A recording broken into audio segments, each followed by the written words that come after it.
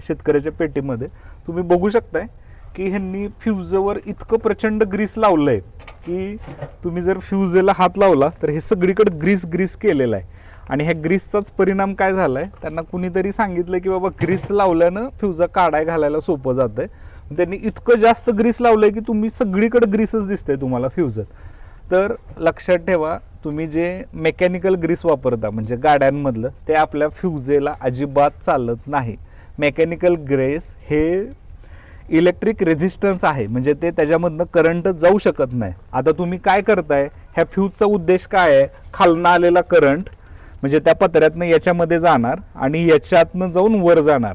तर तुम्ही ग्रीस लावून काय तयार करताय, त्याला एक रोधक तयार करताय, म्हणजे तो करंट फ्लो होऊ नये म्हणून तुम्ही ते मटेरियल लावताय. तर हे अतिशय चुकीची मेथड आहे.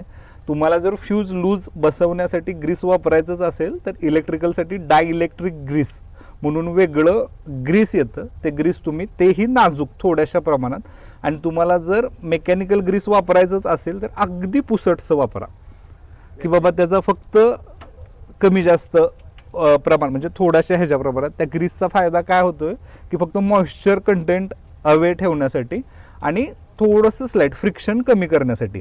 पण शक्यतो डायइलेक्ट्रिक ग्रीस वापरा. जरी हे ग्रीस वापरू वाटलं तर अगदी नगण्य थोडं अधूनमधून वापरत जावा. तुम्ही जर हे ग्रीसने इतकं गच्च भरलं तर ते अजिबात काम करणार नाही. डायइलेक्ट्रिक ग्रीस हे कुठंही मिळतं, ते तुम्ही घ्या आणि वापरा. धन्यवाद.